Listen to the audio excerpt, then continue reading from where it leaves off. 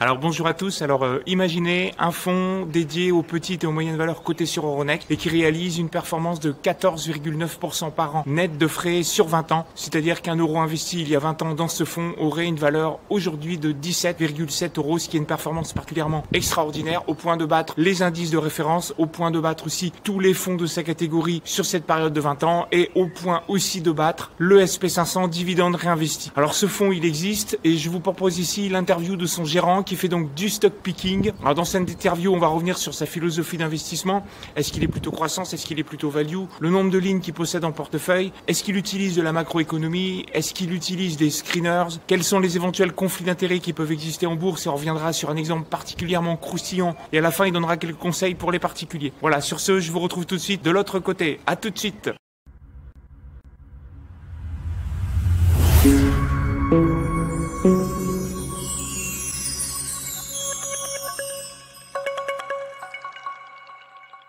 Alors le gérant dont j'ai l'immense honneur de pouvoir vous présenter l'interview que j'ai faite est Romain Burnand, qui est donc le fondateur de Moneta Asset Management, donc une société de gestion indépendante qu'il a créée en 2003 sur Paris et qui investit en stock picking sur Euronext. Je vous laisse ici prendre connaissance des mentions légales en lien avec cette interview.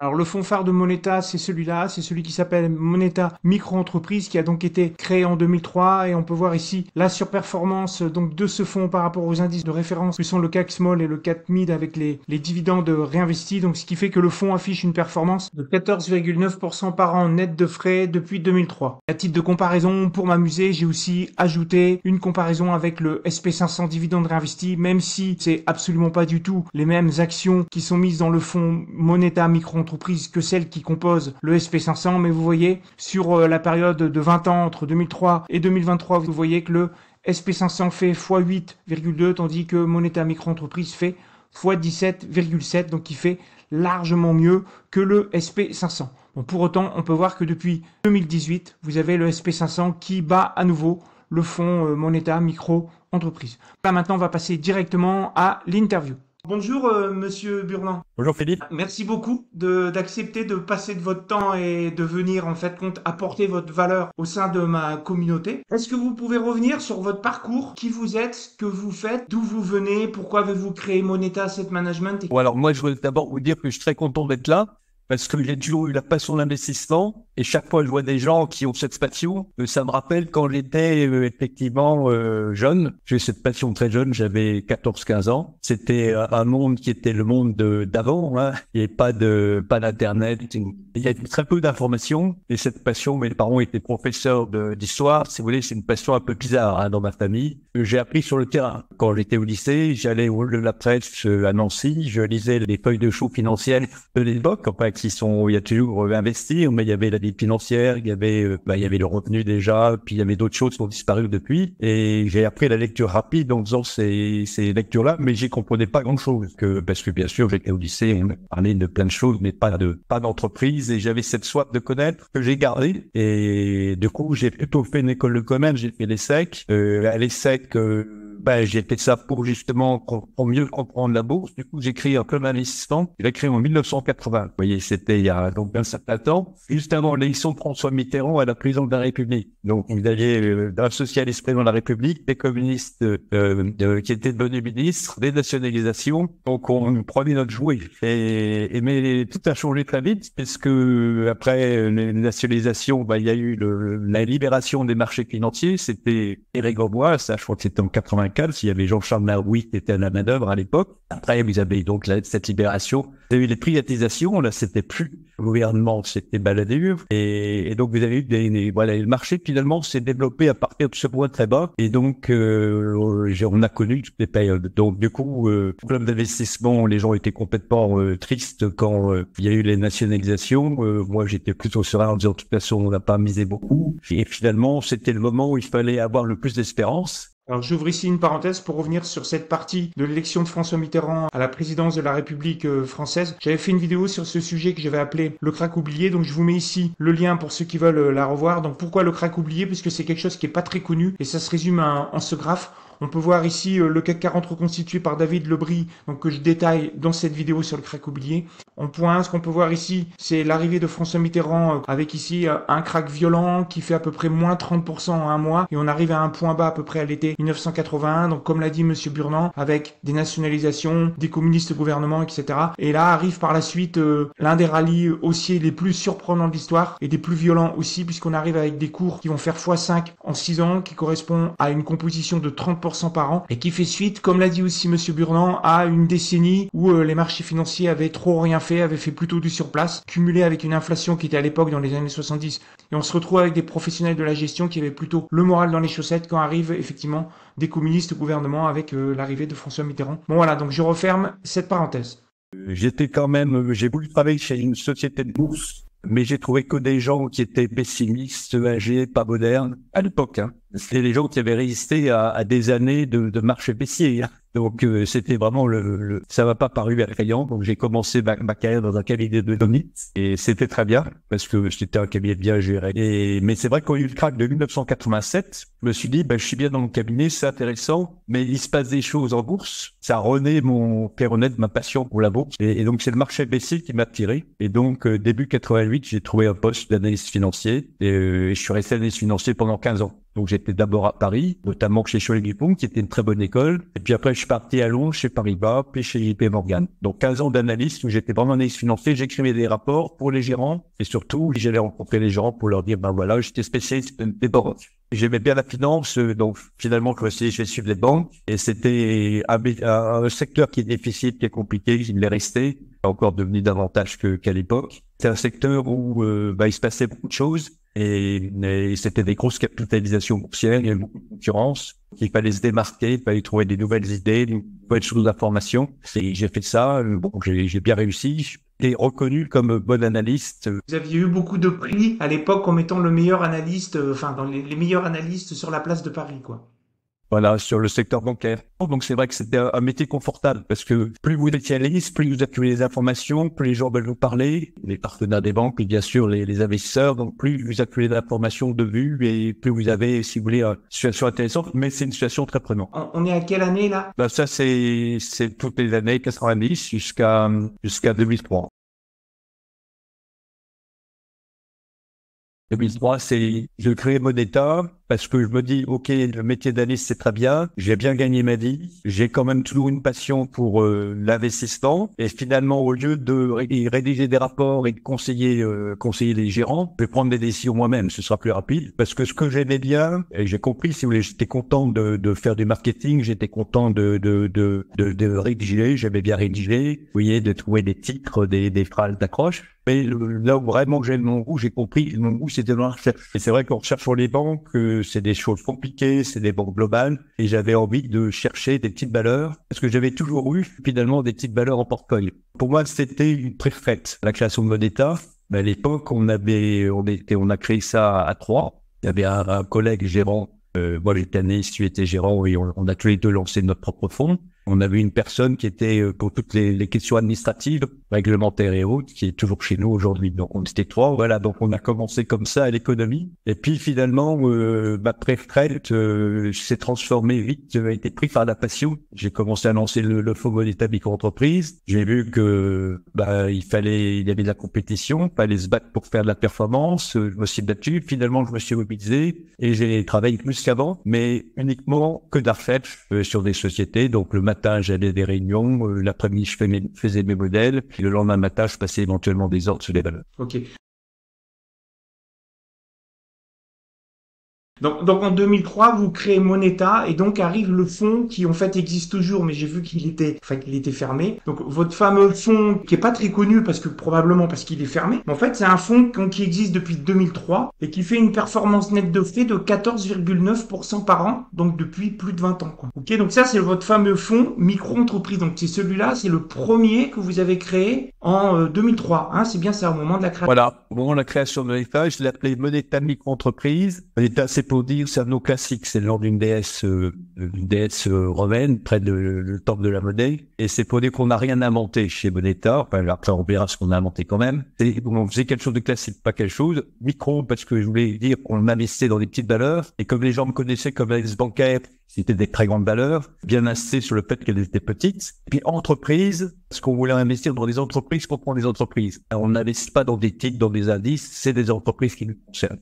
Donc effectivement, on a lancé ce fonds-là, j'ai mis tout mon argent personnel, quelques amis sont venus, donc le premier jour, on a levé un peu moins de 3 millions d'euros. Et finalement, le fonds a vite eu du succès, parce que les performances étaient là, il y avait eu le crack l'éclatement de la bulle Internet, il y avait eu la guerre en Irak, il y a eu plusieurs phases de baisse de marché, mais les gens n'étaient pas désespérés comme ils ont pu être désespérés après la crise financière de 2008. Ils étaient et donc finalement, les gens se disaient, il y a ce gars qui gère des petites valeurs, il est sympathique, c'est une petite gestion qui gère à Paris, qui gère des petites valeurs en France, c'est cohérent. Et donc, on a eu quelques institutionnels qui ont commencé à nous mettre, vous voyez, 1 million d'euros ou un peu plus. Donc, le fonds a vite grandi et on a dû le fermer, effectivement, parce que à un moment, je trouvais que c'était beaucoup. On gérait 120 millions d'euros. Donc, on avait prévu de le fermer à 120 millions d'euros. Donc, on l'a fermé en 2006. Alors, est-ce que vous pouvez juste revenir sur votre philosophie d'investissement? Donc, j'ai entendu des mots qui, moi, me parlent, hein. Vous aimez bien faire de la recherche, vous aimez bien comprendre ce qui se passe, vous aimez bien être axé sur les entreprises. Donc, est-ce que ça veut dire que dans votre philosophie d'investissement, vous allez voir les gens? Est-ce que vous faites des visites d'usines? Évidemment, vous regardez les comptes, mais quel est votre processus de sélection de valeurs que vous faites? Voilà. Alors, la philosophie d'investissement, c'est de dire que oui, il y a toujours des choses à trouver, que les gens n'ont pas encore trouvé. C'est très dur, mais il faut le faire. C'est quand vous voulez être concentré, obsédé par un sujet, vous trouvez des sources d'informations, vous en parlez, vous cherchez. Donc, sur les valeurs, c'est ça. On cherche toujours de nouvelles informations. Donc, bien sûr, il faut utiliser toutes les informations qui existent. Donc, dans le rapport annuel, c'est extrêmement riche d'informations parce que c'est des documents. Alors, après, il faut savoir les lire, savoir là où il y a les parties intéressantes, mais il y a toujours des choses à voir. Et il faut aussi lire, bien sûr, les communiqués. Il faut aussi lire les rapports publiés par les analystes sell-side, parce que ils sont pas tous bons, mais il peut y avoir des informations qui nous ont échappé, il peut y avoir des points de vue qui complètent notre point de vue, et surtout, il faut qu'on fasse notre travail nous-mêmes. Il faut que vous avez fait un travail nous-mêmes, que vous avez rassemblé, que vous avez dit quels sont les points importants dans l'entreprise. C'est vrai, allez les voir, rencontrer les dirigeants, bien sûr, c'est nécessaire, mais il faut les rencontrer quand vous êtes prêts. Parce que si vous rencontrez, on dira, je vais voir ce que fait cette boîte, je vais le rencontrer. Tomber sur quelqu'un de brillant, charismatique, vous dites, c'est une belle boîte. Oui, il faut pas être naïf. Les gens ont toujours tendance à aimer leur boîte. Donc, on en parler de manière positive, même s'il y a des difficultés. Et c'est humain. Et il faut bien comprendre ça. Donc, c'est pour ça que quand on va voir les sociétés, il faut être nous-mêmes prêts. Alors, il y a 2 manières de les voir. C'est soit on va voir les dirigeants. Et ça, c'est classique. Et c'est maintenant devenu extrêmement facile par visio. L'information se diffuse de plus en plus. En revanche, allez les voir les gens sur place. C'est quelque chose que les gens font pas assez. Et c'est pourtant là où vous trouvez ce qui peut être la culture de l'entreprise. Et quand vous allez sur place, vous voyez bien si les gens s'entendent bien, comment ils se comportent. Vous voyez aussi, au lieu de voir, quand vous voyez les dirigeants, vous voyez le directeur général, le directeur financier ou le responsable des relations investisseurs. Vous voyez toujours un peu les mêmes personnes qui parlent aux investisseurs. C'est intéressant de voir le responsable technique, c'est intéressant de voir le responsable marketing. Et c'est vrai que quand vous allez sur place, surtout quand vous allez sur place loin de Paris, les gens savent que vous vous déplacez, du coup ils vous accueillent. Vous voyez, vous avez parfois bienvenue à Moneta Asset Management. Les gens savent qu'il y a un investisseur qui vient, qu'il y a un actionnaire, et du coup il y a une petite mobilisation. Du coup on peut voir beaucoup de gens. Donc c'est des choses qui sont très profitables.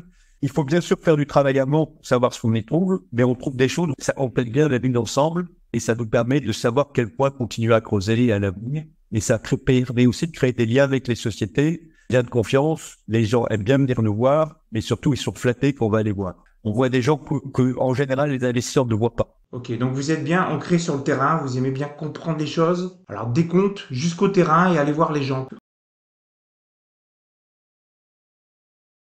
Au niveau de votre stock picking, est-ce que vous faites plutôt du bottom-up ou du top-down? Est-ce que vous faites de la macro, puis après vous essayez de trouver ce qui peut correspondre à votre scénario de macro? Ou est-ce que vous êtes un peu un mélange des deux? Comment vous faites en fait par rapport à ça, s'il vous plaît? On est plutôt ce que vous appelez bottom-up, hein, c'est-à-dire on part de la base, on part de l'entreprise, et puis on voit si c'est intéressant. Après, on regarde quelles peuvent être ces expositions au phénomène macro. Et là où on trouve quelque chose, si vous voulez, nous on n'est pas des macroéconomistes. Et je dirais, même si on l'était, je connais peu de macroéconomistes qui sont de bons investisseurs. Un macro, c'est tout le monde a son avis sur la macro, sur l'inflation, sur la croissance. Les économistes, ils analysent bien ce qui s'est passé, ils peuvent analyser les scénarios, leurs prévisions, elles sont toujours un peu consensuelles. Voilà, si vous voulez. Donc, en revanche, si vous voulez avoir des opinions solides, si vous pensez que cette société a des difficultés et qu'elle est en train de les résoudre, que le management a changé, qu'elle a mis en place des plans d'action, que ces plans d'action ont commencé à porter des fruits, qu'il y a eu des innovations, que les gens restent motivés et combatifs, là, c'est une information qui n'est pas dans la macro et qui, quel que soit le macro, risque de faire que la société ira mieux. Donc la macro, on a voilà. Alors après, ce qu'il faut, c'est bien sûr qu'on additionne des sociétés qu'on choisit dans un portefeuille. Il faut pas prendre que des sociétés qui ont le même biais. Mais c'est plus une gestion de risque. Il y a une différence entre une bonne idée et une conviction. Et vous avez une société, elle vous plaît, elle peut plaire aussi à beaucoup de gens. Mais ce qui est important, et là, vous avez une conviction, et c'est rare d'avoir des vraies convictions, pour pas se leurrer. Avoir une conviction, c'est avoir compris pourquoi l'idée était bonne, que le gros des investisseurs ne l'avait pas réalisé. C'était Peter Lynch qui écrivait ça, et nous, c'est ce qu'on cherche à faire. Alors maintenant, on a deux statisticiens qui travaillent chez nous pour ça. Par exemple, vous avez une société, par exemple, le service informatique, le problème, c'est le recrutement quand tout va bien. Et donc, s'ils arrivent à recruter, leur chiffre d'affaires suit. Et donc, il y a plein de données. Donc, on suit l'évolution des effectifs des sociétés pour lesquelles c'est important. Mois après mois, sur LinkedIn, en rassemblant ces données, on a maintenant des données historiques. Donc, on peut corriger les variations saisonnières. Et on voit que certaines sociétés ont augmenté leur effectif davantage que d'autres. Alors, c'est pas la garantie qu'ils ont forcément du travail, mais c'est comme l'indication qu'ils ont plutôt des clients s'ils embauchent. Et on a ces informations. Et c'est vrai que quand les sociétés publient leur chiffre d'affaires trimestriel, il y a des sociétés dans lesquelles on a vu que les effectifs avaient bien progressé. C'est plutôt un bon signe. Et on aura plutôt tendance à se renforcer sur cette société-là et à éviter les autres. Vous voyez, c'est qu'un petit indicateur, hein, parce que c'est un indicateur qui n'est pas encore utilisé par tout le monde. Alors voilà, je vous donne. On en a d'autres. Hein. Il y a des données des douanes, des données, oui, il faut trouver la donnée. Il n'y a pas de données miracle. Il y a les données qui sont adaptées d'une société. Voilà. Et donc, c'est quand vous avez compris le point qui était le point clé, c'est là où vous devez chercher les données. Ce qui est important aussi dans le process, c'est quand même, c'est important pour nous de faire des prévisions de résultats. Non pas parce qu'on pense que les résultats vont être justes, nos prévisions, mais parce que ça nous permet de nous positionner par rapport à ce qu'on appelle le consensus, c'est-à-dire les prévisions de l'ensemble des analystes qui publient leurs recherches. Donc parfois le consensus est en retard. Donc si on pense qu'il est en retard, et si on a compris pourquoi il était en retard, on a un avantage. Et en revanche, voilà, ça nous permet de nous positionner par rapport au consensus. Donc si on pense que le consensus, par exemple, est trop pessimiste, nous, on aura tendance à nous renforcer sur la valeur. Si on pense que le consensus est trop optimiste, les publications des résultats risquent de décevoir. Et dans ce cas-là, on s'allégera avant la publication. Donc c'est un ensemble de choses, de travail, de recherche de données, de compréhension du marché, qui fait que on est stocké. Est-ce que vous êtes plutôt un disciple de la croissance, un disciple de la value, ou peu importe en fait? On est plutôt agnostique. Alors, c'est sûr que si on peut avoir une belle valeur de croissance à prix cassé, c'est bien. Il faut comprendre pourquoi aussi. En revanche, aujourd'hui, dans nos investissements, on est un petit peu plus value que croissance parce que le segment value, voilà, aujourd'hui, les gens sont très croissance. C'est le cycle de la croissance. Vous voyez, on a eu des cycles très différents. On a eu le cycle avant l'an 2000 qui était le cycle des valeurs de croissance. Les gérants croissance se sont écrasés pendant la bulle Internet. Après, on a eu le cycle de la value et les gérants value sont écrasés pendant la crise financière. Et nous, on a survécu à la crise financière parce qu'on était ni croissance ni value. Et vous avez maintenant plutôt le cycle de croissance avec les méga caps et compagnie. Et aujourd'hui, on trouve qu'il y a quand même un écart de valorisation tellement grand qu'on a plutôt tendance à trouver nos idées dans les valeurs pour calculer. Donc on est un peu plus aujourd'hui value. Mais c'est pas un dogme, c'est juste une question de là où on trouve les bonnes idées. Vous êtes plutôt contrariant en fait. On a mauvais caractère. C'est vrai que je suis contrariant quand les gens nous disent c'est beau, nous on dit regarde, on voit il y a un nuage. Voilà, donc on aime bien les contre-pied. C'est un vrai caractère. Et c'est vrai que quand les gens sont pessimistes, très pessimistes sur une valeur, on aime bien se dire peut-être que nous on va trouver quelque chose de bien là-dedans. Et quand les gens sont très optimistes, on pense que c'est dans le prix et on va pas essayer d'être plus optimiste. Donc on va plutôt chercher des valeurs un peu délaissées. des valeurs aussi qui sortent des sentiers battus. Parce que les valeurs font beaucoup de marketing boursier. Vous voyez, un dirigeant de société, il aime bien que sa société soit bien valorisée. Donc, tous les gens préparent un peu leur communication pour préparer le marché. Et il y a des gens qui s'en foutent complètement. Et dans ce cas-là, c'est plutôt les gens qui suivent du marché, qui communiquent peu, où il peut y avoir de la valeur cachée. Donc là, on aura tendance à ce qu'on appelle sortir des sentiers battus. Et nous, on veut le faire parce qu'on a des analystes qui sont très expérimentés. Là, si vous voulez, chez nous, les analystes, ils sont là. Moi, j'ai créé la société il y a 20 ans, mais j'ai des analystes qui sont venus les premières années de la création, sont souvent encore là. Donc, vous voyez, Tamora qui est là, qui est notre directeur général. Donc, il y a un peu une formation d'académie de l'État. Il y a beaucoup de gens qui sont là depuis 10 ans et on a qui sont là depuis 6-7 ans. Alors, bien sûr, on a des plus jeunes qui sont souvent des anciens stagiaires qui sont embauchés. Donc, il y a un peu une culture d'entreprise qui fait que on a un peu tous un peu la même stratégie et tous en point commun d'avoir une passion pour l'investissement. Est-ce qu'on peut revenir sur votre fonds qui est fermé là, donc votre fonds phare qui existe depuis 2003, donc micro-entreprise.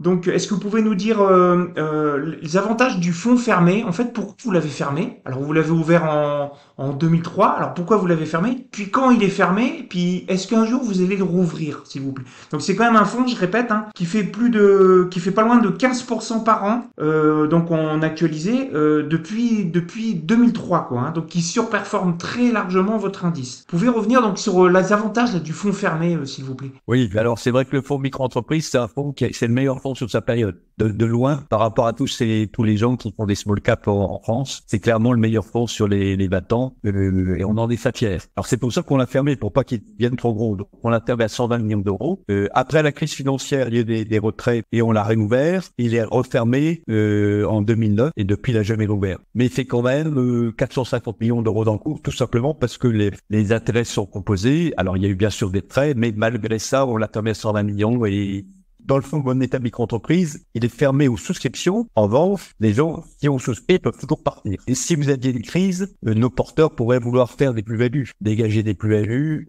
et sortir du fonds. Et donc nous, on serait effectivement, on est obligé de gérer le fonds micro-entreprise, même s'il y a peu de retrait, comme si à tout moment, il pourrait y avoir beaucoup de sorties. Donc on peut pas avoir des valeurs qui soient très peu liquides. On peut en avoir, mais un peu à fond de caisse. Parce que le pire dans un asset manager, c'est de pas être capable de rembourser ses porteurs. Vous voyez, c'est comme une banque qui a un bank run, mais elle n'est pas capable de rembourser ses déposants. Nous, alors on est obligé de rembourser nos porteurs. Et donc il faut, quand le fonds est fermé, dans les fonds fermés qu'on a lancés, donc on en a lancé 3. MME, comme monétaire pour dire, c'est le petit frère, lancé en 2021 et qui rouvrira en 2026. Donc eux, ils sont ouverts pendant le lancement, c'est 2-3 mois, mais après, ils sont fermés au retrait pendant 5 ans. Donc ça nous permet d'investir dans des valeurs qui sont éventuellement présentes dans micro-entreprises, mais éventuellement des valeurs moins liquides que dans micro-entreprises qui lui est ouvert au retrait, et donc d'être une main forte dans des conjonctures de marché qui peuvent être dangereuses. Alors vous allez me dire que c'est un avantage pour nous gérants, mais c'est aussi un avantage pour les porteurs, parce qu'on peut espérer, si vous voulez, surtout s'il y a un stress de marché, s'il y avait une crise comme en l'an 2008, alors les crises sont jamais les mêmes, hein,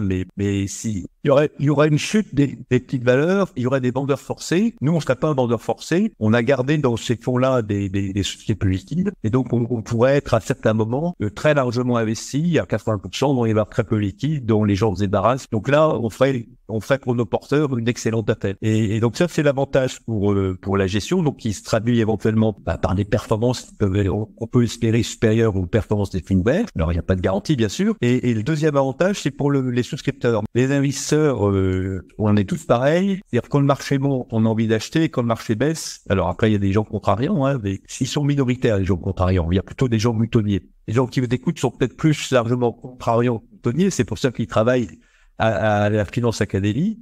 Mais effectivement, on constate dans les fonds, dans les études des fonds, nos porteurs ont tendance d'acheter quand le marché est cher et de vendre quand le marché est pas cher.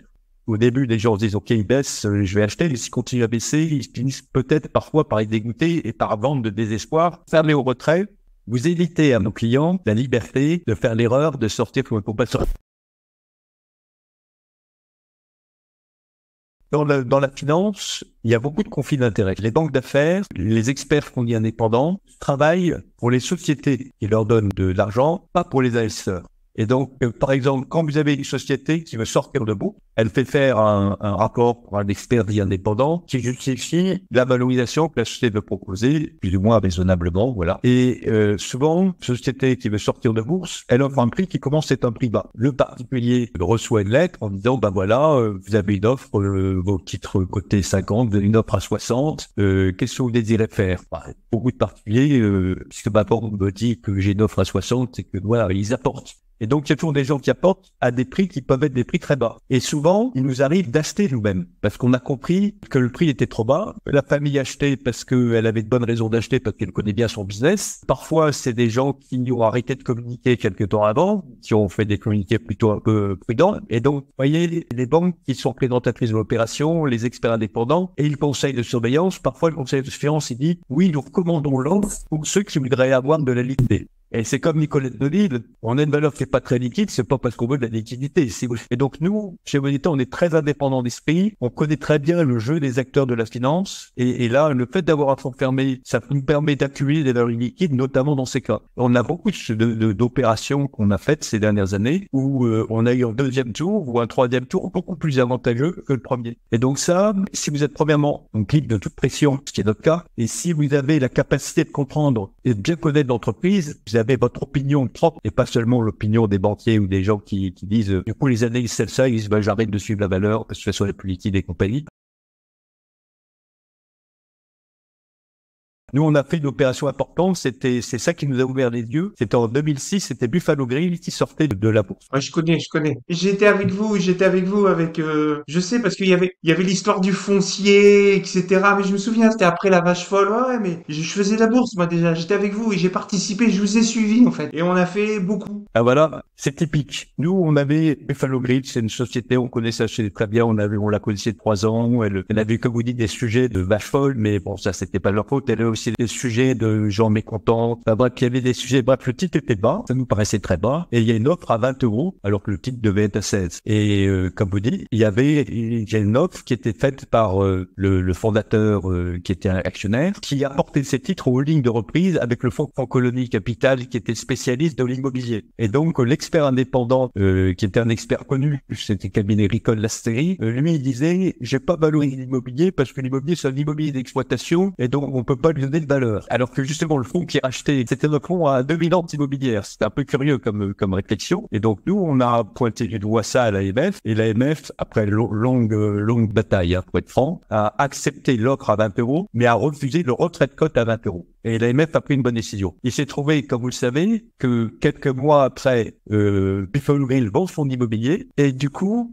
la société est capable de distribuer un dividende. Alors, est-ce que vous en souvenez des montants de dividendes que vous avez touchés? C'est 32 €, quelque chose comme ça. Et après, on est sorti finalement à 50 €, 1 an et demi après le truc. Vous voyez, il faut avoir sa propre opinion. Et je veux dire, je remercie l'AMF d'avoir interdit cette opinion publique de retrait obligatoire. Elle a eu raison de le faire, et je pense dans beaucoup d'autres cas, elle a eu raison d'être plus sourcilleuse et de pas faire confiance comme elle le fait aux experts indépendants. Elle est obligée de suivre des experts indépendants parce qu'elle peut pas elle-même faire des expertises de valorisation. Donc dans ce cas-là, il faut qu'on trouve des failles dans les... Et donc le meilleur moyen de ne pas se faire exproprier, c'est d'avoir soi-même plus de 10% du capital d'une société cotée. Comme ça, on peut la vendre à son prix. Et donc c'est aussi un peu à des valeurs ajoutées des fonds fermés qu'on présente, c'est d'être une main très forte face à et d'avoir le temps pour discuter si on pense qu'on arrive.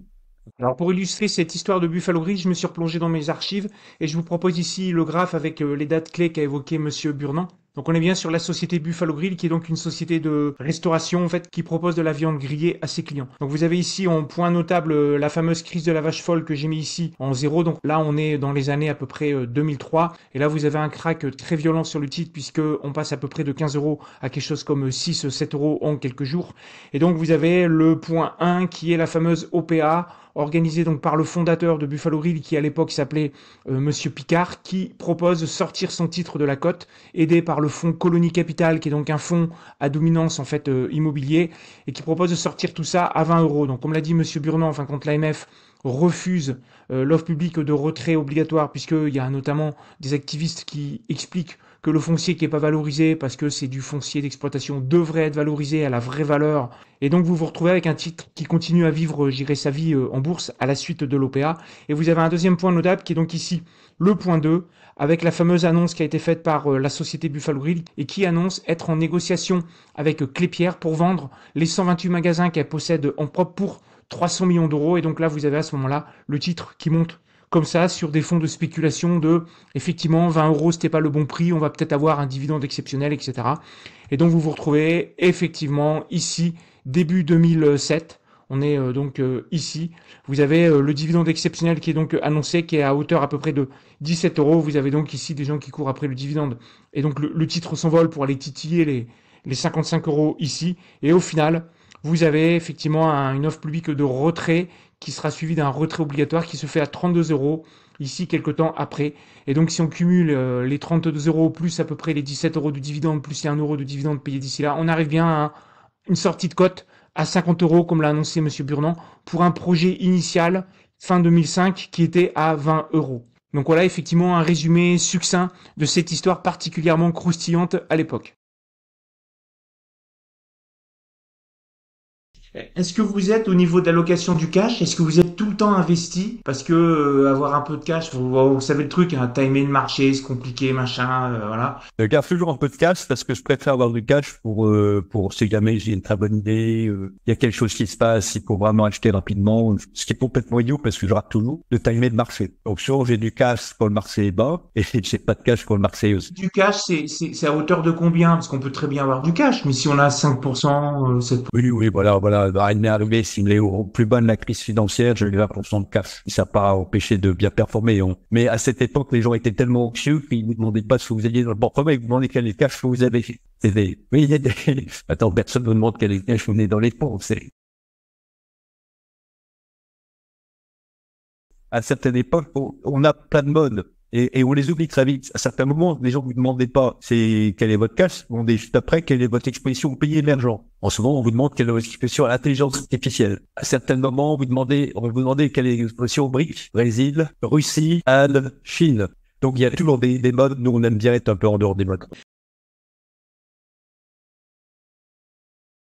Est-ce que vous utilisez des screeners soit propriétaires, soit non propriétaires? Vous faites comment? Alors, on a chez Moneta, effectivement, on a beaucoup de données. Alors maintenant, il y a plein de données aussi dans Bloomberg et des outils professionnels. On essaye d'avoir des données en plus, des données financières. Donc un peu taper dans les sites internet, taper dans les statistiques, de trouver des choses que les gens n'ont pas trouvé. On a tendance à suivre un nombre limité de valeurs. Vous voyez, même si on est 15 dans l'équipe de gestion, on suit 250 valeurs. Parce que les valeurs, c'est pas le sujet de dire, je connais tout sur tout. Ce qu'il faut, c'est avoir un avantage d'information sur certaines valeurs. Donc, c'est en les suivant très bien de près, on est obsédé par ces valeurs, donc on cherche pas des informations sur tout, des screenings macro ou des screens de valeurs des côtés. Vous êtes spécialisé quelque part. Spécialisé sur un univers de valeurs, qui est les valeurs qu'on connaît. Et voilà, et donc on cherche pas toujours à avoir toujours toutes les meilleures idées. Si il y a une idée qu'on n'a pas étudiée, qui marche très bien, tant pis. Ce qu'il faut, c'est que les idées qu'on étudie marchent mieux que la moyenne. Et on n'est pas content si dans une société qu'on étudie, on a raté le fait qu'elle survalorise rapidement. On n'est pas content sur une société qu'on a en portefeuille, qu'on s'est trompé et qu'elle baisse parce qu'elle a des mauvais résultats. Donc on essaie de réduire notre univers à ce que sur quoi on peut peser. Mais tout en prenant les données du monde entier, c'est le sont utiles. Est-ce que vous accordez de l'importance à la gouvernance? Je pense que vous avez répondu. Donc la façon dont les gens, vous avez dit, les conflits d'intérêts, ça communique. Oui, ce qu'il faut, c'est qu'il y a un bon alignement d'intérêts. Pour nous, la gouvernance, c'est essentiel. Je vous ai expliqué le cas de Buffalo Grill en 2006, que vous connaissiez déjà, et je suis content de vous rencontrer 18 ans après. Non, mais moi, je lisais vos reportings de l'époque et j'avais vu qu'il y avait cette histoire d'immobilier avec Colonie Capital. Je crois que c'était l'ancien patron d'Accor, maintenant, hein, qui était patron de ça. Ouais, ça sentait le gros coupon avec l'avant. Donc la gouvernance, voilà, il faut comprendre l'environnement financier. Si vous voyez des fonds de private equity qui veulent introduire en bourse une société, et il y a 4 grandes banques mondiales qui sont là pour préparer l'introduction en bourse et pour la vendre au marché, vous vous dites que vous n'aurez pas forcément le plus bas. Sur des sociétés qui ont été introduites comme ça sont pas forcément des mauvaises sociétés, mais elles sont introduites dans un moment qui est plutôt favorable, où les gens ont baissé les investissements avant pour gonfler un peu le résultat. On a eu des introductions comme de belles sociétés et sur lesquelles les managements sont top, comme SPI et Elis. C'est des sociétés qui étaient détenus par des fonds de private equity. Ils ont été introduits en bourse. Après, leurs premières années ont été un peu difficiles. Alors, on peut toujours dire que c'était la conjoncture et compagnie. Maintenant, elles vont très bien. Mais peut-être qu'elles avaient un petit peu sous-investi avant. Voilà, elles étaient peut-être un peu gonflées. Et que, voilà, l'histoire aussi présentée était peut-être une histoire très belle. Donc, il faut toujours voir l'environnement effectivement autour de nous, savoir que les grandes banques, les experts ne travaillent pas forcément pour les investisseurs. Ceux qui leur donnent le plus d'argent, c'est les émetteurs. C'est pour ça qu'on est très content chez Moneta d'être indépendant. On n'a pas de conflit d'intérêt. On n'a aucun réseau de distribution captif. On n'est pas dans une banque qui fait des fusions-acquisitions d'un côté. On n'a que notre métier et on est investisseur. Et donc, on peut avoir une grande indépendance de pensée. Et on peut être parfois aussi assez agressif quand on estime se faire rouler. Vous voyez, l'affaire Buffalo Grill, pour pouvoir bloquer la chose, il fallait pouvoir montrer quand même un peu d'aiguille, ou avoir la capacité à tenir ses positions. Est-ce que vous pouvez nous décrire une journée type, une journée type crack? Alors par exemple un crack bien violent quand même qu'on a connu, c'était le confinement. Ce qu'on fait, qu'on a un phénomène important qu'on comprend pas, dont on comprend pas les conséquences, si vous voulez. On téléphone aux sociétés. Donc on en a trouvé quand même qui était là au bureau. Et donc, je me souviens très bien, notre premier réflexe c'était de téléphoner. Si on a téléphoné, c'était pire les vacances. On est tombé sur la directrice financière qu'on connaissait très bien. Elle nous a expliqué ce que c'était que le chômage partiel. Vous voyez ce qu'elle voyait se passer. Pour mieux comprendre, on savait aussi, si vous vous souvenez très bien, on savait pas très bien ce qui allait fermer, ce qui allait pas fermer. À un moment, les chantiers ont fermé, puis finalement ils ont ouvert parce qu'on s'est dit c'est pas un problème d'aller travailler à l'extérieur. Donc c'était ça qu'il fallait comprendre, c'est ce qui se passait, ce que faisaient les sociétés, et c'est le fait de connaître les sociétés, d'avoir des contacts établis avec les sociétés, ça nous permet de les. Alors que si on les connaît pas et qu'on appelle, c'est trop tard. Donc ça nous a permis de comprendre plus. Alors après, bien sûr, comme vous dites, de marcher de s'éprendre parce que c'est un événement, donc on connaît pas les conséquences, les gens ont peur. Dans ces cas-là, on vend plutôt les valeurs les moins liquides pour capter un peu de liquidité parce qu'on sait qu'elles peuvent être après les plus attaquées. Vous êtes plutôt concentré dans vos fonds en termes de nombre de lignes. Vous avez 90 lignes ou plutôt 40 lignes. La concentration, on la juge pas au nombre de lignes. On peut surtout la juger au poids des 20 premières lignes. Donc, dans nos portefeuilles, de manière assez structurelle, les 20 premières lignes représentent au moins 60% des fonds. Parce qu'on n'a pas 500 très bonnes idées, si vous voulez. De toute façon, on 250 balles. Et effectivement, on n'hésite pas à aller assez haut dans les lignes. Et on a des portefeuilles les fonds fermés, ils ont plutôt 40 valeurs. Alors après, quand vous avez en revanche des valeurs pas très liquides et compagnie, vous êtes soit en période de constitution, soit en période de session, ça met longtemps, donc ça peut vous faire un code valeur. Mais les vraies valeurs qui comptent, c'est en général les 20 premières. Et donc, on est concentré. Je pense que cette façon en particulier doit être encore plus concentré que nous, parce que avec les valeurs, vous avez un portefeuille qui peut être correctement diversifié. Surtout, ce qui compte, c'est de bien suivre les valeurs. Donc, c'est ça le point peut-être le plus important. Avoir un avantage pour la connaissance des valeurs, éviter de s'intéresser aux grandes valeurs qui font la une de l'actualité. On peut s'intéresser bien sûr à Microsoft, mais la valeur ajoutée qu'on peut avoir est faible par rapport à une valeur de taille moyenne sur lequel vous connaissez des gens qui travaillent, que vous voyez que l'usine tourne à plein régime jour et nuit, ou vous voyez, ça peut être ça. Ça, c'est des recommandations classiques. J'en ai une nouvelle pour vous. C'est que m'avait confié un grand gérant de Londres quand je lui avais dit que j'irais plus le voir comme analyste, mais que je devenais moi-même gérant de fonds. Il m'a dit, Romain, je te donne un conseil, et c'est un conseil que j'ai toujours suivi, que je suis encore maintenant, tout le temps, et que les gens chez nous suivent. C'est avant de prendre une décision, avant de passer un ordre, écris pourquoi tu veux passer cet ordre. Quand vous écrivez quelque chose, ça vous met les idées en place et vous évitez les ordres d'émotion. Ça permet de faire la différence entre votre impulsion humaine et le raisonnement objectif.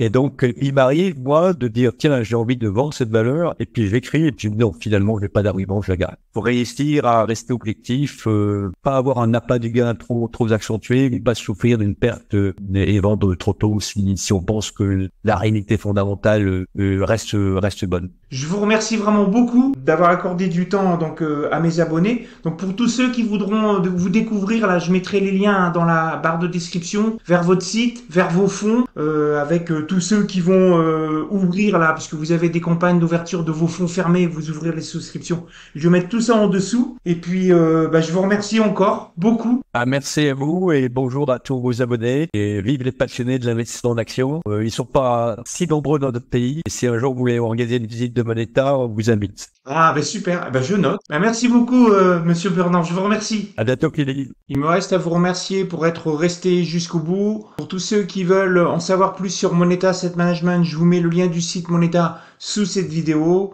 Et pour tous ceux qui veulent bénéficier d'une demi-heure de cours gratuit sur la lecture des états financiers et avoir aussi mes dernières analyses de sociétés cotées, vous pouvez vous inscrire à ma newsletter. Donc vous allez dans la barre de description, vous cliquez sur le lien, vous rentrez votre mail et vous recevrez automatiquement ces cours gratuits et mes dernières analyses. Voilà, sur ce, je vous dis donc à bientôt, prenez soin de vous, ciao!